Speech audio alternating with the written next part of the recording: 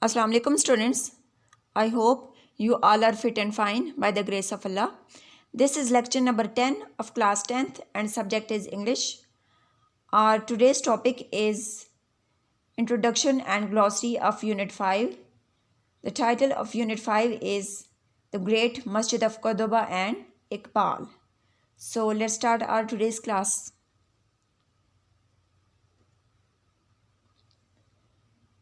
Look at these pictures.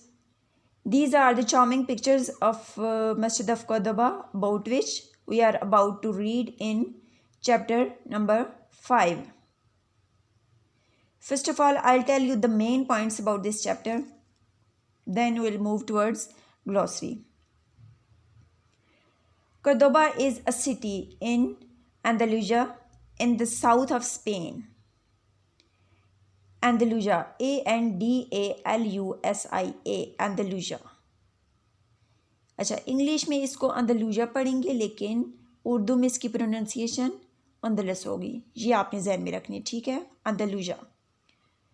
After the conquest of Spain by Tariq bin Ziyad in 711 AD, AD means बाद अज़ मसीह, people came to Cordoba to learn arts, science and philosophy. And Masjid of Cordoba was founded in 784 AD by Abdul Rahman I, but its expansion was completed by Abu Amir al-Mansur in 976. Expansion means इसकी तोसी की गई, ज़्यादा इसको वुसअत दी गई तामीर में, ठीक है? Iqbal's visit to Masjid of Cordoba in 1933 was like a pilgrimage of a true believer to outstanding symbol of faith. Pilgrimage means मुक़द्दस मकाम की ज़ियारत करना या हज को भी कहा जा सकता है, ठीक है? Inspired by the passion of Ishq, he created a superb poem, the Masjid-e-Cordoba. ए खरमे करतबा इश्क से तेरा वजूद, इश्क सरापा दवाम जिसमें नहीं रफ्त बुद. To ishq you owe your being, O harm of Cordoba. To ishq that is eternal, never waning, never fading. ए इश्क तुम मकरूज हो करतबा के हरम की, वो इश्क जो लाफानी है, कभी ना कमज़ोर पड़ने वाला, कभी ना मदम होने वाला. According to Iqbal's view, Masjid of Cordoba is a true symbol of beliefs, thoughts and desires of Muslim millet, and it represents an excellent blend of Arab and Persian cultures. मतलब इकबाल के ख़्याल में ये मस्जिद जो है वो मुसलमान मिलत की अकायद की, उनकी सोचों की और उनकी ख्वाहिशात का एक सिंबल है, उनकी अलामत है. और ये अरब और फ़ारसी या फिर ईरानी भी हम कह सकते हैं, उसके कल्चर की एक तरह से आमेज़िश है ये, ठीक है? Iqbal was impressed by the mosque because it reminds us the glory, faith and grandeur of Islam and Muslims in the past ages in Europe. Iqbal attributes the beauty and grandeur of Masjid to the intense ishq of Mard Khuda. Unfortunately, in 1246 AD, this beautiful mosque was changed into cathedral by King Charles V. While standing in the mosque, he said, "We have destroyed something that was unique to the world." मतलब नहायत अफसोस के साथ ये कहा जा सकता है कि 1246 में किंग चार्ल्स पंजम उसने इस मस्जिद में खड़े होकर ये कहा था कि हमने उस मस्जिद को तबाह कर दिया है कि जो कि दुनिया में मुनफरिद थी, क्योंकि उन्होंने इस मस्जिद के अंदर एक बड़ा सा गिरजाघर तामीर कर दिया था और जिसकी वजह से इस मस्जिद की पूरी जो खूबसूरती है वो बिल्कुल तबाह बर्बाद होकर रह गई थी, ठीक है। Now look at the glossary which is given on page number 45 of your textbook. The first word is magnified. Magnified means make something appear larger than it is. किसी भी छोटी चीज़ को बड़ा करके दिखाना, ठीक है। Next, repeated geometry, a pattern of geometrical shape recurring uniformly. Geometry की शक्ल का कोई भी पैटर्न या नमूना जिसको यकसा तौर पर किसी सतह पर दोहराया जाए, ठीक है। Next is Iberian peninsula, located on the southern tip of the European continent, the Iberian Peninsula. मतलब बरआज़म यूरोप के जनूब मगरबी किनारे पर वाक़या ये आइबेरियन जजीरा नुमा, ठीक है। Next, tired, having a series of रोज और लेवल्स, कतार दर कतार कोई चीज़ होना, ठीक है। Next, tapered, reduce in thickness towards one and. इसको हम कह सकते हैं कि मखरूती शक्ल का होना या फिर ऐसी चीज़ जो एक किनारे से उसकी मोटाई कम हो, ठीक है। Next, harsh shoe arched, Moorish arch, the representative arch of Islamic architecture. नाल नुमा मेहराब भी इसको कहा जाता है, ठीक है। और इसको मूरिश आर्च भी कहा जाता है, ठीक है। ये ऐसा है कि जो इस्लामी आर्किटेक्चर को रिप्रेजेंट कर रहा होता है, इस्लामी तर्ज तामीर को रिप्रेजेंट कर रहा होता है। नेक्स्ट वर्ड इज़ निश, NICHE। इसको निच नहीं पढ़ेंगे, इसको निश पढ़ेंगे, ठीक है। A small space created by building part of a wall. इसको हम सिंपल वर्ड्स में हम कह सकते हैं ताक, जो दीवार के अंदर जो बनाया जाता है ना, ताक, कोई चीज़ रखने के लिए। आमतौर पे हमारे यहाँ घरों में जो पुराने वक्त की तामीर के घर को देखे जाएं तो उसमें कुरान पाक जहाँ पे रखने के लिए जो ताक बनाया जाता था, ठीक है। Next is gold tesserae, TESSERAE। Its pronunciation is tesserae. Its meaning is an individual tile usually formed in the shape of a cube।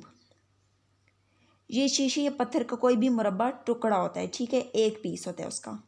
Next, dazzling, extremely impressive, बहुत ज़्यादा शानदार किस्म की, जो मुतासिर कुन कर देती है वो बंदे को, ठीक है। Next, calligraphic bands, the art of producing decorative handwriting written in strips। Bands असल में पेपर पीसेस को कहा जाता है and strips means narrow paper. मतलब कोई खुशात लिखने की वो फ़न जो कि तंग किस्म के पेपर पे जो लिखा जाता है, तंग पेपर पे, ठीक है। Vegetal motifs, vegetal motifs means are decorative image और design a decorative image or design forming a pattern relating to plants।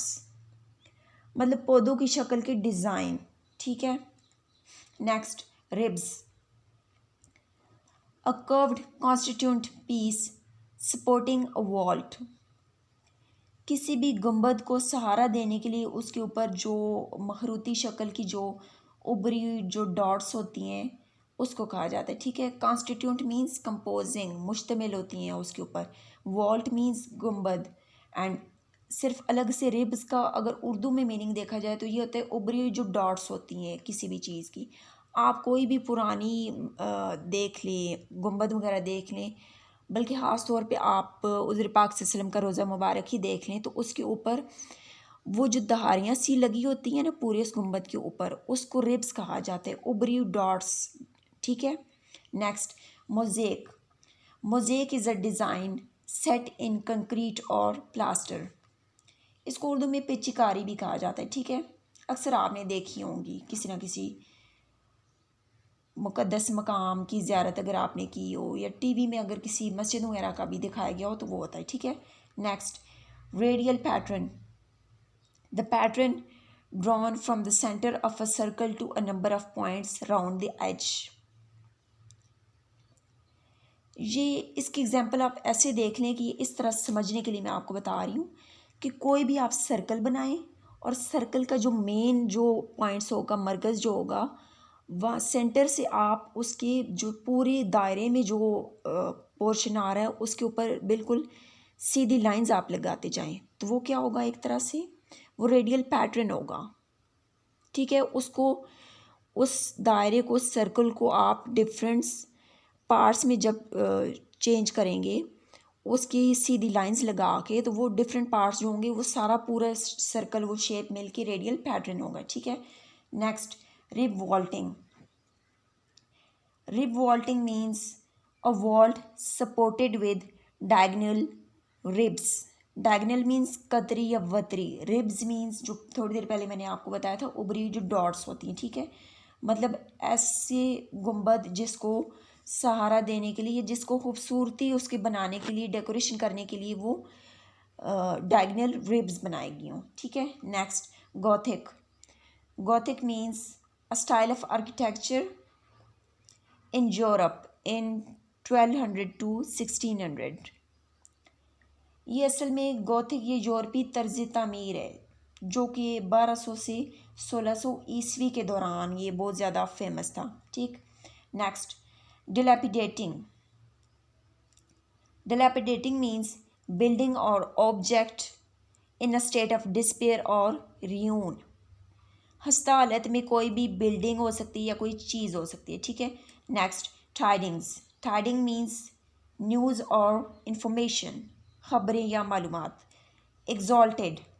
Exalted means a person और स्टेटस एट अ हाई और पावरफुल लेवल। कोई भी शख्स या कोई भी ओहदा जो है वो दूसरों से मुमताज़ मकाम पे हो, गालिब भी कह सकते हैं इसको, गालिब। ठीक है, next perpetual. Perpetual means never ending और नेवर चेंजिंग, मुसलसल, कभी भी ख़त्म ना होने वाला। ठीक है, नेक्स्ट इज इनकिंडल। ENKINDLE।